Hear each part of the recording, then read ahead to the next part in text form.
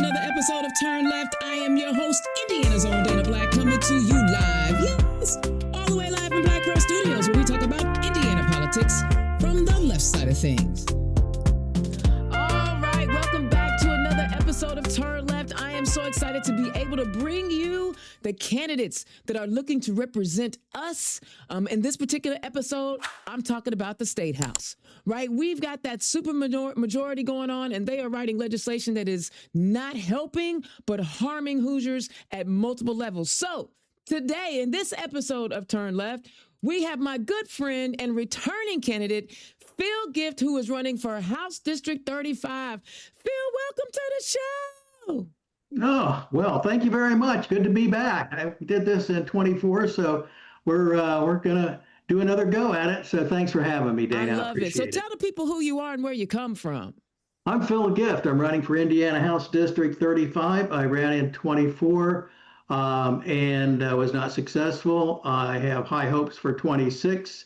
And so got a great team with me now. And so hopefully we'll be successful. This is actually my second run for political office. 24 was my first. I couldn't run for political office because I was a federal employee. I was a registered nurse with the Department of Veterans Affairs. Interesting. And so when I left that position, then I decided to run for political office. Wow, that is some serious experience right there, especially when we are seeing in our society right now, one, we do not take care of our veterans the way that I think we should, because let me tell you, I'm a chicken. I'm not going through basic training. I was never going to do that. I'm not playing in the mud. I'm not that kind of girl. How are you seeing we as a nation and even as a state are addressing the needs of our veterans? We're not addressing them at all, and we haven't for many years, and it's just gotten worse, of course. Because, after the big, beautiful bill we had, instead of Congress controlling the Department of Veterans Affairs as prescribed by law, we had the richest man in the world go in and having no knowledge of the basic function of that department, make slashes and attempted cuts. And so, it's a travesty. Yeah. And they have a history of never really actually funding the agency or staffing it, more importantly, like they should. When I left, we were 45,000 people short. I don't even know what the numbers are now. I'd have to look that up. And I'll tell you right now, I think the Department of Veterans Affairs is the best healthcare system in the world.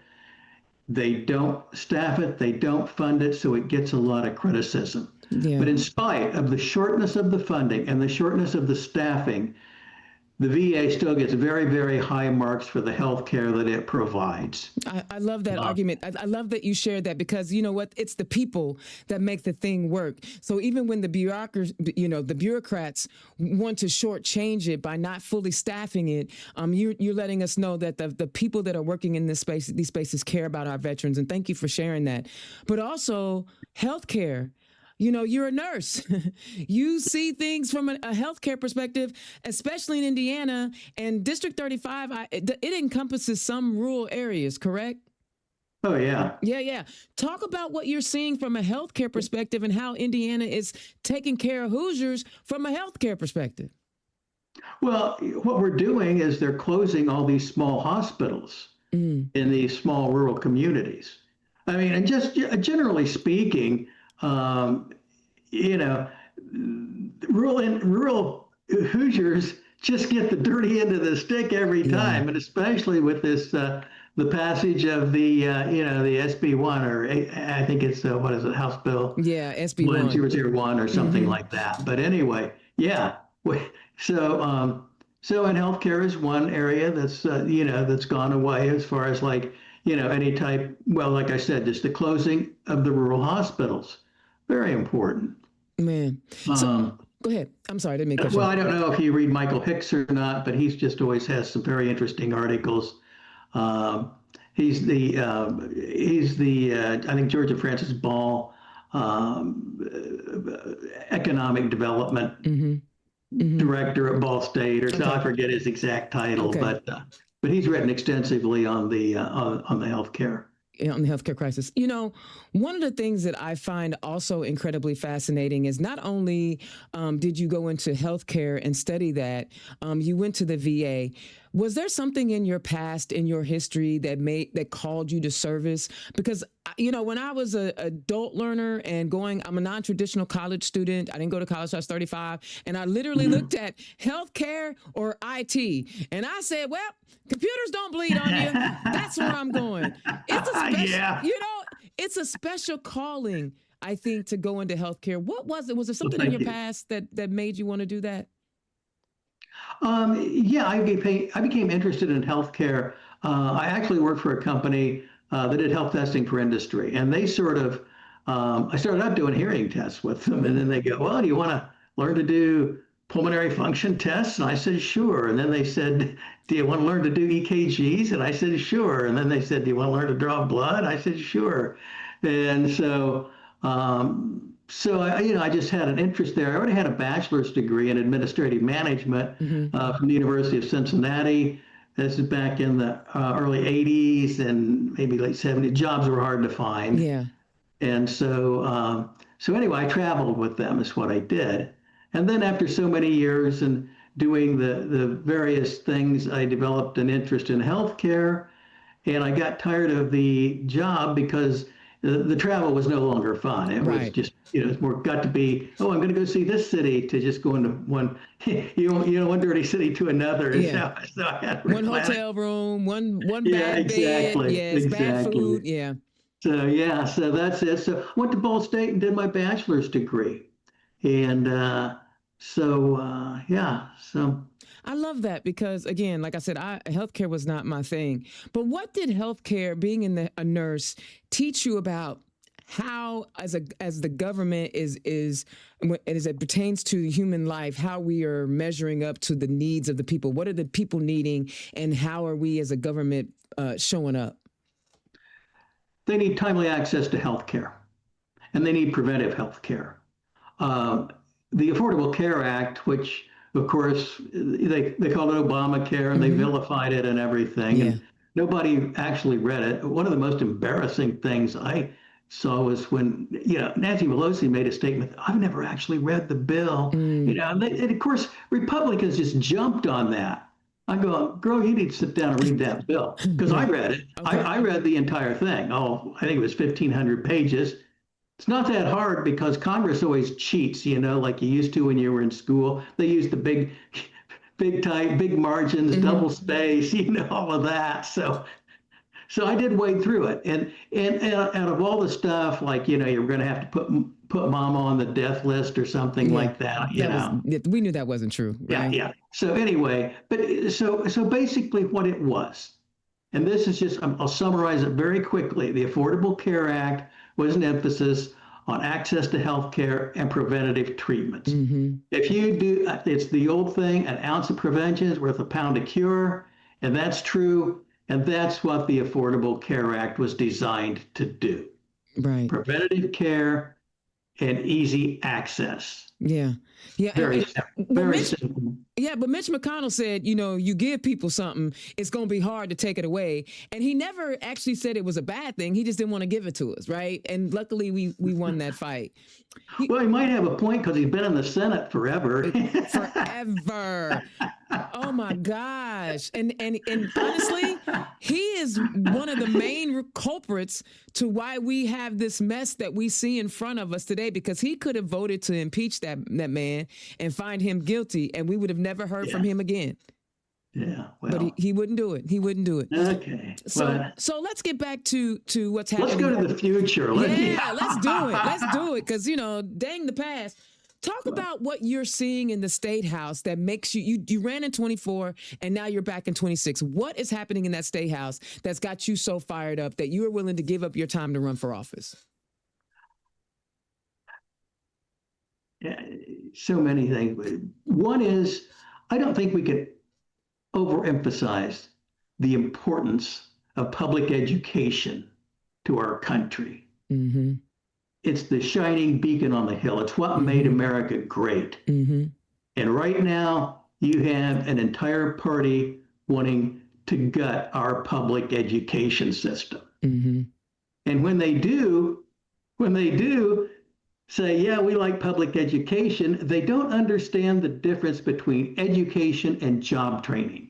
And that's the difference. I mean, I don't know if you read that, but they want all of these kids out on like work programs or something yes, at like 14 that. years old and working till 9 o'clock at night.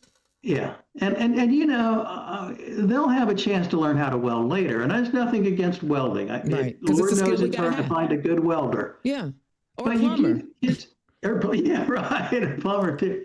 But here's what you do in school. You know, you give kids a taste of things, so they can learn that maybe they don't want to go into farming. Maybe they want to go into, you know, into some level of research, or maybe they want to go into the arts. I think about, I'm from Fairmount, Indiana. I did all, my entire education was in Fairmount, grades 1 through 12. And I think about the education that I got in Fairmount, and we produced in Fairmount, Indiana, a James Dean, and we produced a Jim Davis, who does of Garfield fame. You know, and I think back on that, and there were the great teachers that gave everybody a taste of that. And you know, what if they hadn't had that opportunity? Right. Where would they be right now? Right. Right. You know, I mean, you know, actually, I saw Jim Davis a few years ago. We were talking about Paul McCoy. He was one of the teachers at Fairmount, and you know, played with the big band. He taught band, and he was a great artist and everything. And you know, just the influence of those people and the chance to learn those. Yeah, because it's almost like they don't want well-rounded humans. And I don't understand that. Like, why wouldn't you want a well-rounded human? I really don't know. I think they just repeated that mantra that government is bad, and I don't know. You know, I can't answer your question. Right, right. So, you know, education has been one of those big topics, and the voucher program. How do you feel about seeing all those voucher dollars going to families who can afford to send their kids to private school without it? Yeah. It's like you're playing at a public golf course, you know, and you know, you say, well, no, I want to join the country club. Let's have the taxpayers pay for it, you know. Right, exactly. That is the best analogy. And and again, you know, that whole voucher thing, it's a waste of money to begin with. They don't really fund education. They went away bragging about how they gave a 2% increase to education, which is about half what inflation is now. So they basically cut public education. And I just don't understand why. I think maybe it's because they say government doesn't work, they get elected to office and make sure it doesn't. Yeah, I think you're right. Like, why would you run for something that you don't believe in? Yeah, exactly. Yeah, so they're trying to destroy it, I think. I don't know. Or they're trying to hoard it. Like, it's almost like they try to take our tax dollars, which they complain about taxes, but then they give that $1776 billion for, you know, the January 6th violators, the people that were violent. What else are you seeing at the State House other than education and healthcare that has got you fired up? Well, of course, you know, it's the prices of everything. It's and again, I think it's just a lack of taking responsibility for, you know, and like I said, primarily is education. And at the state level, this budget is just, you know, it's just a joke. I mean, when you run a government, you have to pay for the services that people over the years have decided they want. And they just took the money away from these communities. I know there, you know, a lot of communities are passing, you know, extra taxes. Referendums, yeah. Yorktown just had to pass several months ago, but they passed a wheel tax so they can keep their roads. Wow. You know? Wow. I mean, So it's just a shell game, right? We're just going to shift money from one place. Dana, I honestly do not know what's going on, and that's why I'm running. I want to get in there and find out. I love that. I love that because we need people that are really interested in tinkering around with what's going on in our state house. Because if we're not paying attention, like people, look, Phil, you and I know you were a nurse. You were a traveling nurse. You understand that sometimes you're literally just trying to keep a roof over your head. And when you're out talking to people, you know, we definitely don't want our candidates to make promises that they don't know if they can keep. Well, what are you hearing from your potential constituents, and how are you sharing your vision with them? Well, the big thing is the prices, and just the price of groceries, trying to make ends meet, catastrophic medical bills, just the activities of daily living is a challenge for too many Hoosiers. Yeah. And particularly Hoosiers in rural areas, which I cover. Yeah. I was Go ahead. particularly concerned also with the redistricting attempt that my opponent, Elizabeth Rowe, voted for. Yeah. And then when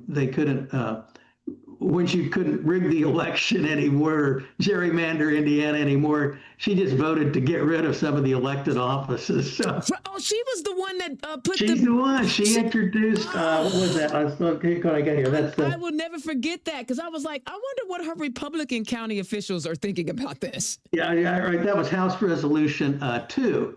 And she voted to eliminate the auditor, recorder, treasurer, surveyor. Yes. Yeah, so I couldn't rig it in gerrymander, so we'll just get rid of it. You know? And does she ever give like a real reason to get rid of these? I mean, I would have loved to have been a fly on the wall in the Republican surveyor's office in one of her towns when they said, "Oh, we want to get rid of these positions." I wonder what they thought when they heard that. Well, what I'm finding out in the district is they never see her. You know, I actually went to the Tea Party candidates thing, and she didn't show up, but she never shows up for anything. Kyle Pierce said, well, she has a sick child. Could be, but chance, is, that would be a legitimate reason, but she just tends to not show up at events. So I asked her, I actually went to a Chamber of Commerce meeting, where she runs the Chamber of Commerce, by the way, in Muncie, Delaware County. And so I asked her, I said, I said, you cannot show up at stuff. I said, so what would you, what? She goes, well, if I think they're slanted or biased, prejudice, whatever. She goes, I don't show up. I go, okay, so what about the League of Women Voters? Oh, they're prejudiced. I go, oh, okay, yeah. And then I said, what about the American Association of University Women? Oh, yeah. I go, so what would be an event where, you would show up and you think you'd get a fair shake? She goes, Farm Bureau Insurance. Really? The insurance company? Oh my God, that is such an insult to the League of Women Voters, man. Well, it's an insult to a lot of things, really, when you get right down to it. And and particularly because they endorse candidates. Yeah. League of Women Voters doesn't. They have issues they like, and so State University Women, but you're there. So anyway, I thought that was funny. Oh my God, that is hilarious. So she doesn't really want to talk to the people regardless. You basing your assumption that something is slanted is preventing the constituents from hearing from you, and that is just not right.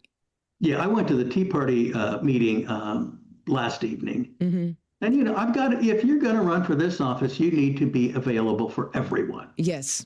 And obviously my ideas and Tea Party ideas are different, but we need to communicate. Yes. We need to civilly share our thoughts and our ideas with one another. Yeah. That's what makes us a great country. Yeah. And I fear that we're losing that way too fast. Yeah. What was your reception like last night? Oh, it's always good. They're actually nice people. I enjoy them. And they So recognize you come from a rural area. You care about the same concerns that rural folks. So they didn't really get caught up into the fact that you had a D behind your name. no, because it's, people, we have more in common than we have that separates us. Mm-hmm. Mm-hmm. And I think we all need to realize that. Mm-hmm. Mm-hmm. Yeah. Yeah. Plus, I had a historian that was speaking, and it was very interesting on the Revolutionary battles in the Midwest. So it was good. I mean, Well, you know what? they had snacks. If you have snacks, I'll show up. Well, right, a good snack. But you know what? That sounds like an interesting conversation because we always hear about the Revolutionary War on the East Coast. We don't really get the perception of what was happening in the Midwest. Right. That sounds like an interesting conversation. Not that has anything to do with your campaign, but I just wanted to echo, like, Yeah, dang, I hear you. Yeah, I was going, oh, that's pretty that's interesting. dang interesting because history So, tells us where we are now, right? and the Tea Party invited me to speak next they month did. sometime. So I'll go to the Anderson chapter and visit with them. Okay, at least they're reaching out. And Yeah, if you show up and the other one doesn't, yeah, I didn't tell them, but I think it was, God, I'm trying to think who it was. Maybe it was Gaskell that was at. I went to the meeting where they had all the incumbents, legislators and state senators, and I went to that meeting too. And Gaskell was bragging to them about how the Republicans shut down ranked choice voting. yeah. And I didn't have the heart to tell them that ranked choice voting was probably the only prayer the Tea Party ever had of becoming a viable political party, but that's for another visit. Yeah, I mean, they always trying to solve a problem that doesn't exist. Nobody had ranked choice voting, so why would you get rid of they literally do not want competition. Right? Yeah. They did not want competition because it's not like they have any good ideas to run on. Like, for example, I know that you're getting some conversations about these data centers that are plopping up everywhere. What are your constituents or your potential constituents telling you about their feelings on these data centers? Mostly they're against it.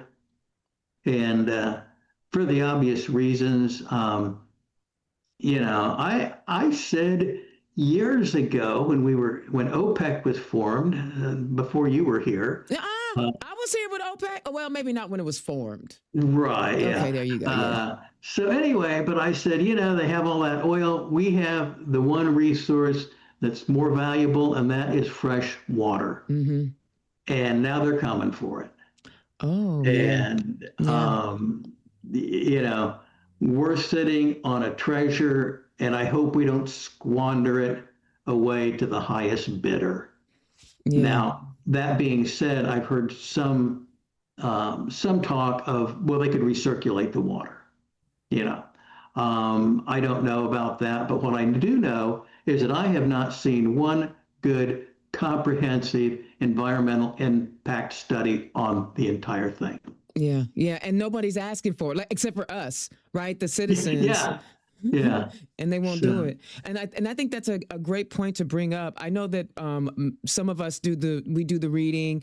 And the other thing that drives me nuts about this conversation is that people assume that the new type of data centers are the same as the data centers that exist now. And when I try to explain to people, AI data centers are different. They hit different, right? The data center that the IMPD is using downtown doesn't have the same heat requirements, energy requirements that these AI data centers have. And the other thing that's driving me nuts is the fact that they're going to take water from Eagle Creek to that Lebanon Leap district. Like, what? And then they say they're going to put the contaminated water back. Are you kidding me? It's crazy. So what other issues are you hearing about from the folks that you're talking to that they want you to tackle when you win? Just the high cost of living. Okay. And everybody shares grocery shock. Yeah. And that is the common denominator. Right. Of course, not really so much a state issue, but trade routes are very, very important. Mm-hmm. And those were disrupted. So now we have farmers on welfare because Yeah, I mean, trade route, it goes back to Marco Polo. I mean, Yes. it's not like it's a new thing we just discovered. Oh, trade routes are important. No, we've known that for a while. We just have an administration that wanted to ignore it. Yeah. And, and again, that goes back to the economist during Reagan was Milton Friedman. And he was totally anti-tariffs on anything, total free trader. And he made some excellent points. So, you know, I know it's now I know heartbreaking. that was a different Republican Party for sure. Yeah. Didn't like them much either, though. Yeah. I ain't gonna lie. Anytime you announce your campaign in Philadelphia, Mississippi, I'm good. Right? I'm good. I don't want no parts of that. You know, and I think when you talk about affordability, the fact that our governor is waffling over these gas taxes because they were set to go up, that is a huge part of we pay some of the highest gas taxes. Oh yeah. Well, my guess he's kind of waffling on that because he hasn't heard back from Trump yet. That's it. He ain't heard back from his daddy. So, Phil, one of the things that, is different, I know from back in the day when we were running for office and now running for office now is how technology has changed, right? Mm-hmm. How are you reaching out to because people are in different places. Now, you can't reach, like, for example, we know that we in certain areas of the state, we need to reach out to Black voters. But if you only go to Black churches, you're not going to get a huge, significant portion of Black voters. How are you, you're like me, we old school people. How are you managing to encourage and engage young people? Because we need them. And when you have all this wisdom and knowledge from your days as a nurse and as working at the VA, how are you reaching out to young people and encouraging them to get engaged and get involved? I'm having people tell me how to do it. I brought a campaign manager on board. I love That's that. just totally great. And I'm just not technically savvy. I mean, I watched her sit down and she did, something in like 5 minutes. It would have taken me 5 hours. Wow. I probably could have struggled, and you know what I mean. Maybe you don't. Well, you probably don't. You do it more than I do. But I have to figure things out. Kind of a IT cripple here. I just gotta admit it. But I think that's cool because there are a lot of politicians think that they have to know everything. I like your honesty. I like that you said, well, that's not my strong suit, so I brought in somebody to help me be better. To me, that speaks more about your leadership than anything. Thank you. Yeah, and speaking of leadership, what is your leadership style like? Besides, I'm gonna fill the holes that I got over here with people that know what I don't know, right? Mm-hmm. What is your leadership style? I think the one thing that I really can bring to the State House is a total realization that I am not the sharpest tack in the box.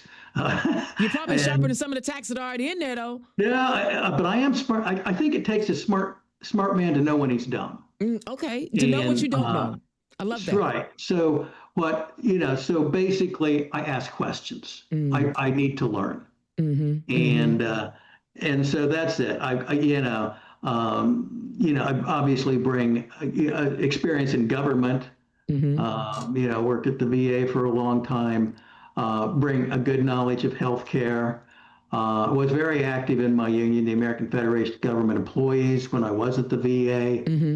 So I know about labor. Oh, good.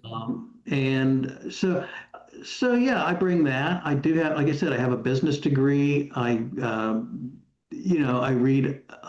Well, basically, I get 2 newspapers every day. Okay. I get the New York Times and the Wall Street Journal. Okay. And I like that because everybody talks about, the lamestream media, they all are the same. You know what? They ought to be the same. That story in the Wall Street Journal should be very, very similar to the one in the New York Times. Right. Because we're talking about facts. You've got reporters that have a high level of integrity to tell the truth. Yeah. But sadly, we have too many out here that go, they get, Jimmy Joe's The Truth podcast or whatever.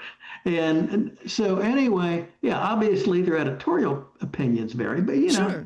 you talk about the lamestream media ought to be with the same story. I I agree. The facts shouldn't change based on who's reading it. And the fact that you say you get two newspapers, the New York Times and Wall Street Journal, and you're still a Democrat in Indiana says an awful lot.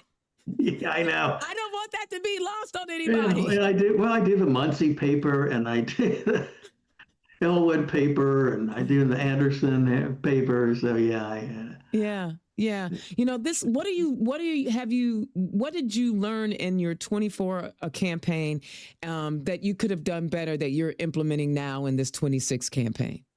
better word, more help, and I certainly had plenty of volunteers in that. I didn't know how to use them. And I did, and just then, of course, like with all the social media and everything, someone that really knew how to use that, and so just someone to sort of like take the reins, and pretty much just look at what we need to be doing, and go out and be able to get the people that can actually do that. And of course, no secret, it's just a lot of it's just social media anymore. Yeah. Well, I am excited that you're running again, because I think once you've done it once and you decide to come back and do it again, that speaks to fortitude and a desire to really make the change in the state house that we need. So where they can find you. Pardon? Tell the people where they can find you. Well, you can go to Phil Gift, or it's phil4house35.com. I'm on Act Blue. And actually, the thing is, you don't really need the barcode or anything like that, because you can just go type in Phil Gift, and there's not that many of us. I think I'm the only Phil Gift out there. If it was like John Smith or something, it'd be a challenge. I'd flip that QR code up right now, but that's all right. Well, we're going to encourage people to donate to the campaign, because you do need money, right? You still need money. Oh yeah, we need money. My opponent, like I said, she's a little Trump wannabe, and that's why she went along with the redistricting. By the way, hats off to those who said, no, the people of Indiana don't want redistricting. We're not going to do redistricting. But then we saw the outside millions and millions of dollars come in from the Donald Trump outsiders to unseat those people. And that was very sad, sad. But sad commentary on democracy and the autonomy of Indiana as a state. I can go on and on about how sad that is. But you know what? One thing I will say, they spend a lot of money fighting themselves. And when you think about that general election, how much money is going to be in the coffer, or someone who on that other side that was in a toss-up district, now do you have the funds for them? I don't know. I heard them crazy people set up their own like Trump Win Red, and they taking donations. So I don't know. People may not be getting no money. Okay. Phil, do you have any events coming up, or yes, anything? we do. We have a fundraiser in Alexandria on the 30th. It's going to be from 3 to 5 in the afternoon. You can go to my website and it pops right up. Okay. So we want to encourage everyone to visit his website. Make sure that you are signing up to be volunteers. Make sure that you are donating to his campaign. Become a $10 recurring donor. I'm begging everybody, because look, the whole point of all of this is, and all this excitement is to help these candidates win these elections. Phil is one of those guys, like, he believes in this democracy and he believes in us. And I believe that when he is elected, he will fight for us the right way. He ain't going to be all loud and yell at people like me. He going to be calm, cool, and collected, right? Yes. All right. Phil, thank you. I'll try. Yeah. Okay, I love that. Phil, thank you so much for taking time out to talk to our Turn Left listeners. Well, it's always my pleasure. I love it. Thank you. You take care, Dana. All right. Bye-bye. Bye. Y'all, this is an opportunity. We can flip seats. Listen, guys, find these folks. He's on the ballot. He won the primary. Now let's go out there and support him and give him exactly what he needs to win this election. Look, he needs your help. He's a smart enough man to recognize where he doesn't have all the answers.